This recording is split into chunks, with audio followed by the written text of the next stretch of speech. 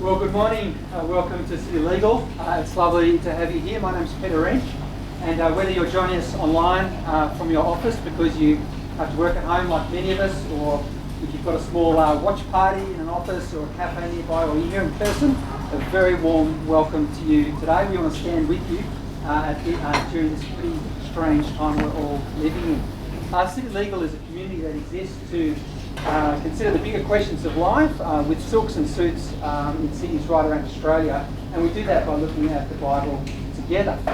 The format for those who are new amongst us, and a special welcome to you, is a brief talk followed by a Q&A, and you can ask a question at any time. If you're on Zoom, just at the base of the screen, there's a chat function. Ask a question then, it'll pop up for us, or if you're here, you can fill in a question in the normal way.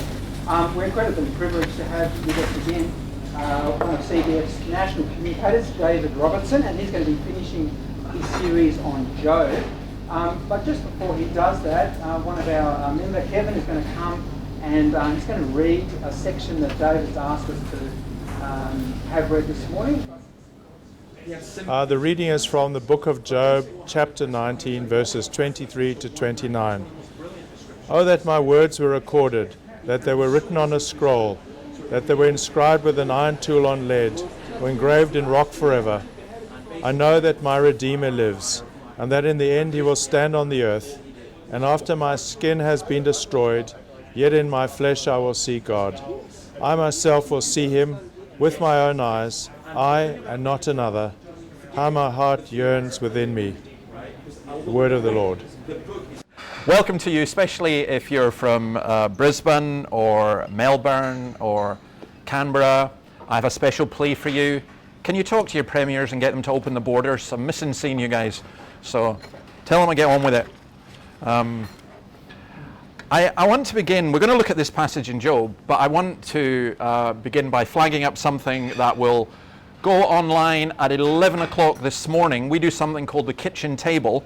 And the one that's going at 11 o'clock, myself and Steve McAlpine, is Western society collapsing on itself. Now, even since the time that we recorded it, which was yesterday, we've got further evidence. When I came in today, I had further evidence. I realize if I try to explain this to my mother, she wouldn't understand this. J.K. Rowling has received so much hate mail. And not just hate mail, Body Shop have produced a product attacking her because she objected to the phrase being used, people who menstruate, which she said otherwise known as women. And the hatred for her pointing out that simple biological fact indicates the level of insanity. I'll tell you another level of insanity.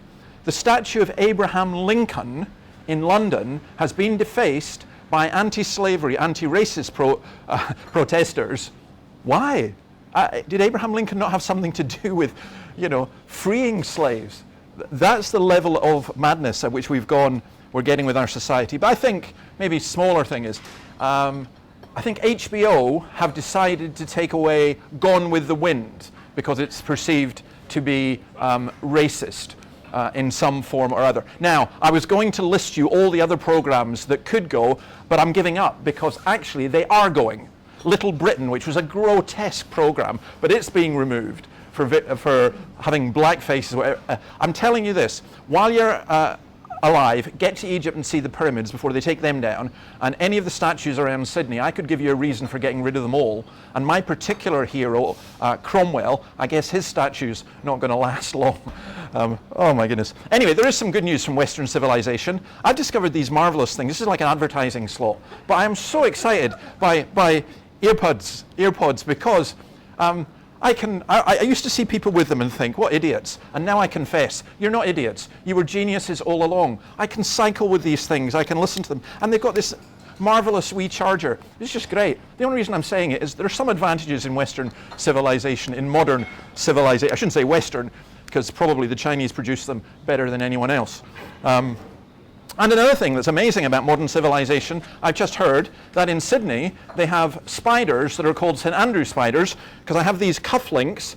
You don't know if you can see them in Brisbane, but these are the Scottish Psalter, the St Andrew's Cross, and I'm reliably informed by Kevin, who read, that there is such a thing as a St Andrew's spider in Sydney which makes a web in the form of a St Andrew's cross, which is just wonderful. It shows you that God was a Scotsman after all.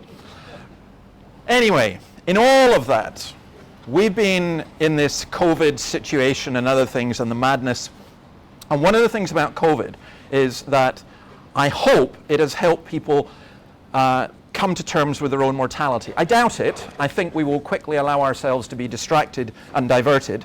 But I want to share with you something from a Roman Catholic philosopher, Peter Kreeft, who in commenting on Pascal's Pensées, which are, you've got to read Pascal's Pensées, they're just brilliant, says this: honest confrontation with our mortality would produce a reprioritizing of values. Neither wealth, as in bigger houses, nor fame and honor endures death, but truth does. To have no passion for truth, especially the truth about ourselves and our eternal destiny, even in the face of death, is a strange disease. But that I would, there was a reason for my particular rant at the beginning, and that is simply this, that I believe the greatest disease facing society is the lack of passion for truth. Truth is whatever we want it to be. We just make up our own truth, and we just reinvent words. So the word woman no longer means what it meant when I was growing up. Now, so what does that have to do with Job? Well, Job, the whole book of Job, as we've been seeing, is dealing with some of the most difficult issues facing humanity. Why we suffer, and where is God in all of that? And I just want to reflect a little bit on some of it before we have some questions. Now, what Job does, he's just had a speech. We've read from Job 19. In Job 18, his friend Bildad the Shuhite, and that is, by the way, the worst dad joke in the whole Bible. Who's the smallest man in the Bible?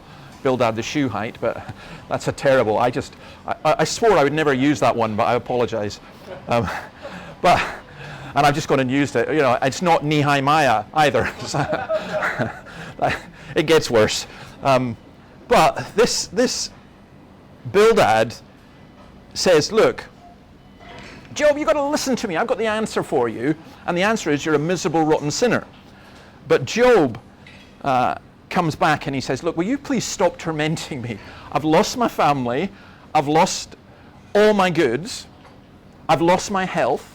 And he then goes on to list certain things. And this is what he says, and it's very bold. He says, first of all, God has wronged me.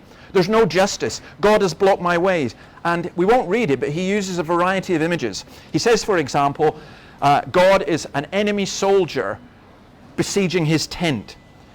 He talks about how God is obstructed, darkened, stripped, decrowned, teared down, uprooted. God is angry. God is the one who alienates. Now, was Job right to feel like this? The answer is yes and no. It's interesting. Is it? Oh, my mind is gone. I was going to say it's Pascal, but we've got Pascal on the brain. I don't think it is. It's Plato, who says that, and I think this is a really important thing for our culture and our society, that we're like a flea on an elephant, or a monkey on an elephant, I think he says. And the monkey is our reason, and the elephant is our emotion. And we all like to think that we make decisions or have opinions based upon reasonableness, when in reality we are primarily being driven by emotion. We like or dislike something or someone, and our emotion often gets in the way of our reason. And here Job has this incredible emotion which you can really understand, but from that he's saying God is angry with me, and in that he's actually wrong. God was not angry with him at all, but that was his emotion, that was his feeling, that was his perception. And I think that some of you may often feel like that, and because you feel it, you think it's true. But it's not true. And we have to be really wary of making our feelings the absolute arbiter in everything. I did a talk for the folks up in Brisbane, and somebody asked me about, well, why should we read the Bible at all? Why should we look at any of the evidence for God? And I suggested that, as you are all lawyers, the thing you would do, imagine going into court and there's the jury, and the jury see your defendant. or even if you were the prosecutor actually, but let's say you're the defending the person, and the jury look at the person and go, oh, we don't like the look of him, he's guilty. You don't want that. You want them to listen to the evidence. And I think that that is incredibly, incredibly important when we're talking about Christianity and other things. Well, don't go by your feelings. What is the evidence? Perhaps Job's greatest complaint here is that he feels that God is silent, as contrasted with his friends who are yak, yak, yak, yak, yak, but God is being silent. He feels rejected by him. Can I make just a very simple analogy here? And this is going back to Pascal. Pascal says there are two things that keep us away from God. One is diversion, and the other is indifference. We don't care.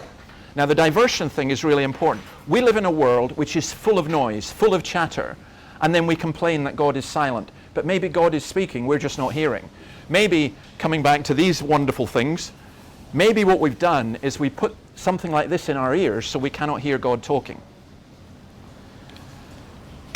I'm alone, he says, verses 13 to 20. There's the loss of those he loved, the desperate, desperate loneliness. And I know I'm going back many years, but the Beatles, Eleanor Rigby, all the lonely people, where do they all come from? It's interesting. In walking around the CBD here in Sydney, I actually feel more connected with the much fewer people than there are than when it was absolutely crammed. In fact, on trains, I even do something that would probably get you arrested in London. I speak to people who are physically distanced from me. I don't like the term socially distanced, but they're across the thing. I say, hi, how are you doing? How are you coping? Take your plugs out and let's have a conversation. And they listen to this mad Scotsman. I am alone, he says, though. Job's passion for God does not make him insensitive to human relationships. And what he does is, it's like a circle. He goes from his colleagues, the people on the periphery of his relationships, right to his closest friends. So verse 16, he speaks about his personal servant. Verse 17, he talks about his halitosis, his breath being offensive to his wife. You know, if someone's breath stinks and they're in the desk beside you, that's not very pleasant. If they occasionally come into a meeting, you can cope. You then practice the physical distancing as well. But if you're married to them and you're sleeping in a bed beside them, that's pretty horrible. And he says, my breath is offensive to my wife. Verse 18, even the little children despise him. And that was one of the most ancient of Israel's codes being broken. You cannot despise the elderly. Verse 19, his friends. Added to that in verse 2, I've escaped by the skin of my teeth. Perhaps meaning that his teeth have fallen out and only his gums are left. He is in the depths of despair. And the question I ask is simply, is there anyone who's gone lower than Job? And the answer is simply yes, Jesus Christ. But then he flips this, and he says, in the midst of darkness. And again, there's this truth about humanity, that there is a great darkness over the world and a great darkness over humanity. And we are faced with two things that we cannot do. We have a desire for happiness, and we have a desire for truth. And happiness is not the superficial bubbly thing. Happiness is that deep-seated contentment. The Buddhists say we only get it when we become nothing. Nirvana. Can we be content, and can we know truth? Well, this is what Job says. His way to that is this. He says, I trust in God. He wants his innocence to be recorded. He wants it to be on a rock. He wants it to be like a statue that can't be torn down. He just wants it there. But he doesn't just want a memorial. He wants to see God. And therefore you get this marvelous passage where he says, I know that my Redeemer lives. And at this point, if I could sing, I would break into Handel's Messiah, because it's just a wonderful expression of that. In fact, when we're done here, go and flip it on, and again, I'm coming back to my wee advertising slot. Just bung it on and put your earplugs in and walk along the street singing, I know that my Redeemer lives. Job loves God.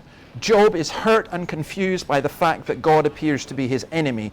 He needs a lawyer, is what he's saying. In fact, he needs more than that. He needs a redeemer. He needs an advocate. And he says, even now, chapter 16, verse 19, even now my witness is in heaven, my advocate is on high.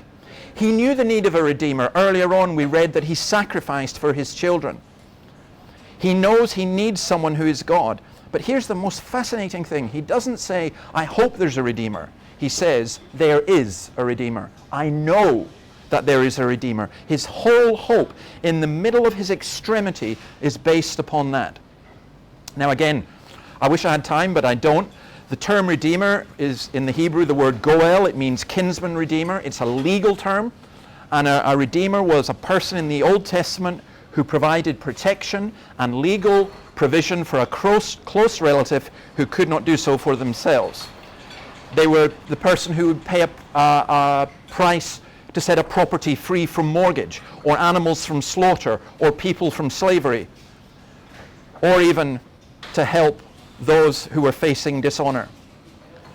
So if you were, again, if you have the time, read Leviticus chapter 25, verses 47 to 49, or Psalm 119, verse 154. Defend my cause and preserve me. Preserve my life according to your promise.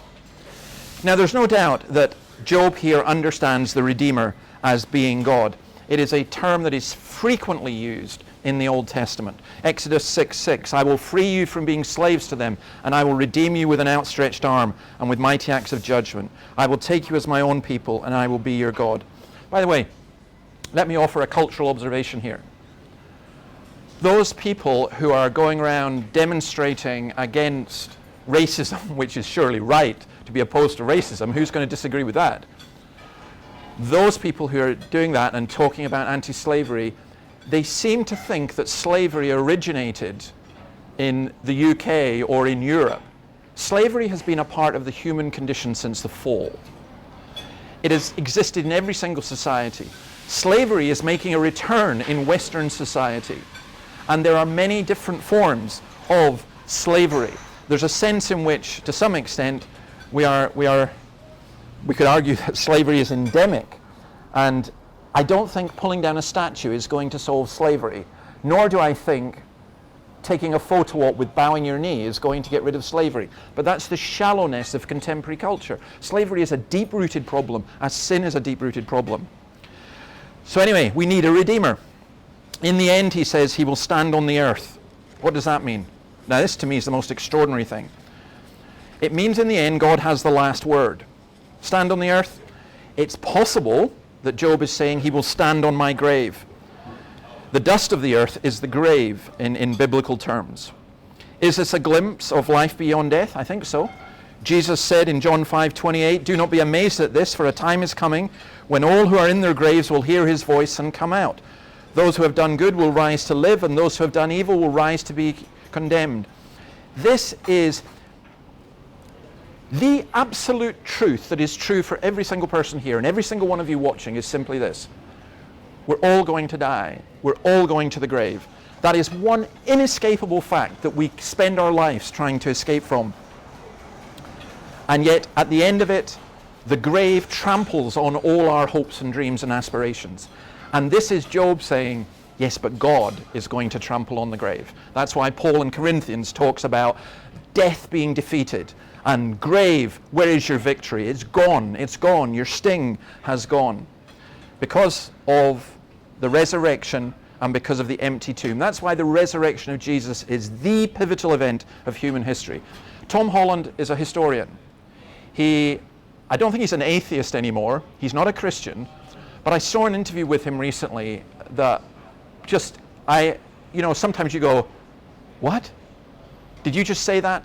He said in a discussion with the philosopher, I think it was A.C. Grayling, he said, the pivotal event of human history, in fact, he went further than that, the pivotal event of the universe is the resurrection of Jesus Christ. And I thought, wow, just incredible, absolutely incredible. That's what Job saw. I will see him in my flesh. Philippians 3:21, who by the power that enables him to bring everything under his control will transform our lowly bodies so that it will be like his glorious body. Revelation 22:3 and 4, no longer will there be any curse. The throne of God and of the Lamb will be in the city, and his servants will serve him. And Job says, I'm greatly moved by this. He talks about his kidneys being moved. He's overwhelmed and he's exhausted. And as I've explained before, the kidneys, the bowels in the Bible refer to your emotions. I know this personally. When I go under strain, it's not just that blood pressure rises or you might feel heart things, it's actually my stomach that feels it. And my surgeon said to me, that's so spot on, David, because it's your stomach that is your most sensitive part of your body. It's the largest muscle and it's the most sensitive part to stress. And that's what Job is saying. He's saying to Bildad, by the way, you be careful what you're saying because you're going to be judged as well. Yet, most of all, he's saying, I am just overwhelmed at this. You and I need to remember that life on earth is at best preparation for a richer, fuller life to come. Paul says to the Philippians, I desire to depart and be with Christ. And he uses the word that was the last rope on the ship that was cut at the harbor before it set sail. That's why for Christians, death is not the gateway into the ultimate darkness, but rather a means of meeting with Christ.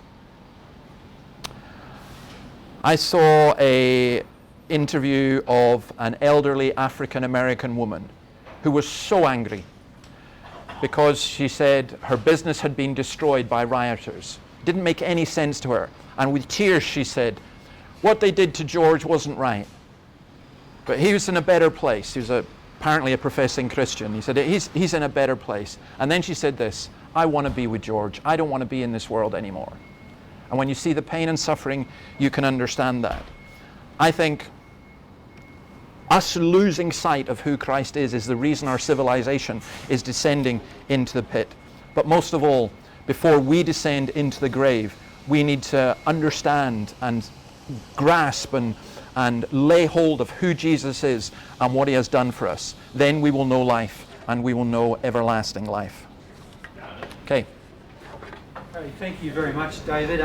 Questions are pouring in. So as I mentioned earlier, what you can do, thanks very much, what you can do is basically your Zoom screen, you can just type a question there.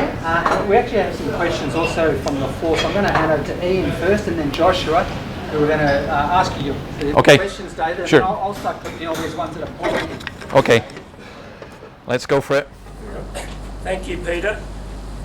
This will enable my words to be recorded, even if not written on a scroll. Or on stone. Or on stone. David, is it reading too much into those words that I know my Redeemer lives and that yet in my flesh I will see God, to say that Job really supports the resurrection that Christians believe in? And my second question is your comment about the monkey and the elephant. Does that mean that Christians, people becoming Christians or not becoming Christians, is really more driven by emotion than belief in the resurrection? All right, let's do the first one very simply. Very simply, no, it's not reading too much into it. That concept of resurrection, it's precisely because it wasn't deeply ingrained in the society that you think, well, where did you get this from? So it's a remarkable thing. It's a mind-blowing passage. The monkey being driven, that's, I would say that's the normal thing. The actual fact is, nobody becomes Christian either because of their reason or because of their emotion, because we are dead in sins and trespasses. We become Christian when God wakens us up, gives us a new mind, and but I would say it's like everything in life. Everything we do in life is a mixture of emotion and reason. But I think the Bible wants to set the priority as being God addresses the heart through the head, not the other way around. So with that in mind, David, was Job justified in expressing such emotion as a precursor to his acknowledgement of God? Oh, no. He expressed emotion because he acknowledged God. In other words, he wasn't saying, I'm miserable, where is God? He's saying, God is just, God is good, therefore I feel really hurt. So, for example, if a complete stranger was to walk up to me on the street and say, you know, you're an ugly so-and-so, I don't like you, I might be a little bit upset, but I'm just going to go, okay, well, fair enough. But on the other hand, if I go home, my wife says, you're an ugly so-and-so and I can't stand you. That's a very different thing. And it's because Job had this relationship with God that he was so hurt. You do not get hurt by people who you do not know or do not love. That's the point. Who's next? Thanks, David. Just with understanding our mortality, which is something that the Christian should be doing, how does, I mean, if we think about it in such black and white terms of like, well, there's a heaven, why shouldn't everyone be a missionary? Or, you know, you see a lot of when those churches get an understanding of the end times coming, they'll sell all their property or things like that. How can we as Christians live a sort of balanced life in the sense where we understand that we are dying, but we're to live our lives as well? Yeah. So it's really about the balance. If we're convinced that we're dying, which I hope that you're all convinced of that. Oh yeah. So okay. I'll repeat the question as we go along. So we'll do it in bits. So if we're convinced that we're dying, which I hope that we all accept, then why don't we live different lives, especially those of us who are Christians? Some people, some churches who think the end times are coming, they'll go sell everything that they have and so on. I would suggest simply this. Every Christian should live in the knowledge that they are dying, but they should also live in the knowledge that they're on a journey to a better life. And I like a very simplistic phrase. It's this. Christianity is not pie in the sky when you die, but it's steak on your plate while you wait. So because I know I'm going to heaven, I'm going to enjoy my breakfast when I'm done here. I'm going to enjoy listening to music. There is a. Just use that. Yeah. Okay. Because I know. Is that on? You getting that? Yeah. Because I know that. I'm dying, but I'm going to heaven. It means that I can enjoy my breakfast. I can enjoy music. I can enjoy so many different things. So, but I agree completely with what you were saying. Is that I think an awful lot of Christians and churches do not live with either that urgency or that joy. That, for me, is the problem. When you know that you're going home, it changes the journey. You know, I'll give you one more illustration. My mother used to go take me walking in the Scottish Highlands when I was a kid. And, you know, let me get some trauma out here. This is some therapy for me. My mother used to say, just over the next hill. Well, but in Scotland, there's another hill, and then another hill, and then another hill. And it's chucking it down rain, and there's a howling gale, and I'm soaked through, and I'm cold, and I'm wet, and I'm miserable. And over the next hill, I did this to my own kids, by the way, as well. So if they ever watch this, they'll say, well, that's where you got it from. And you're just thinking, oh, but you know what? You know what kept you going?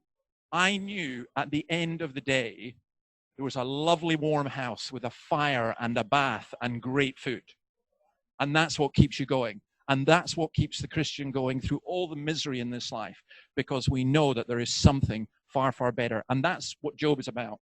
Can I just go through some of these ones? What is the end point of our refusal to hear God? That's really interesting. Peter Kreeft says the whole point of Pascal's pensées and the key phrase is, listen to God.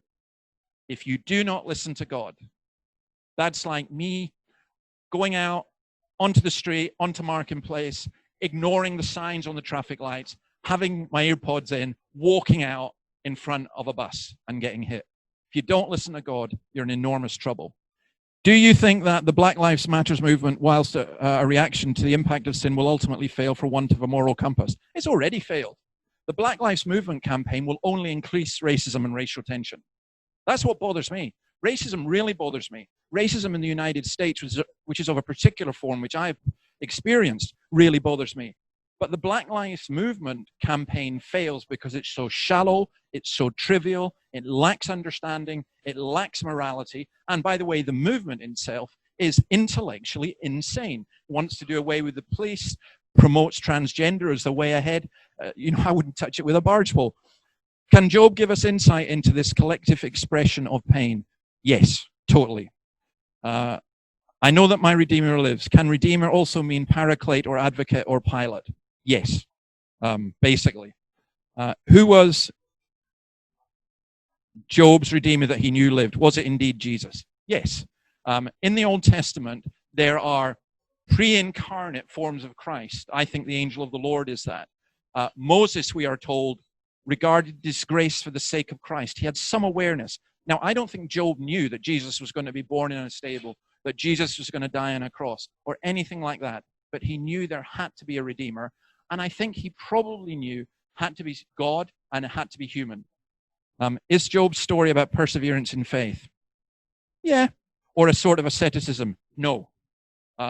Asceticism doesn't come into it. Asceticism is the, get rid of everything and just live a very, very simple life. Job starts off incredibly wealthy. He ends up incredibly wealthy as well. I'm not convinced that asceticism is a good thing in terms of Christians. I think moderation is the better term for Christians. I think denying ourselves at times, right. Did we deserve the incarnation as we are made in the image and likeness of God, or did we just desperately need an incarnate response? God is merciful and loving. No, we didn't deserve the incarnation. We deserve hell, and that's what we would have got without the incarnation. But the incarnation is God's mercy and love. Philippians 2, though he was rich, yet for our sakes he became poor. Though he had the glory of heaven, he came down to the depths of earth. He became a servant for us. I see that Peter's looking at his watch. So I think that means we're done. No, I think we're done, unless you've got another one. I think I've got all the ones that are here. Sorry for short answers and sorry for long answers, but you'll cope. Thank you.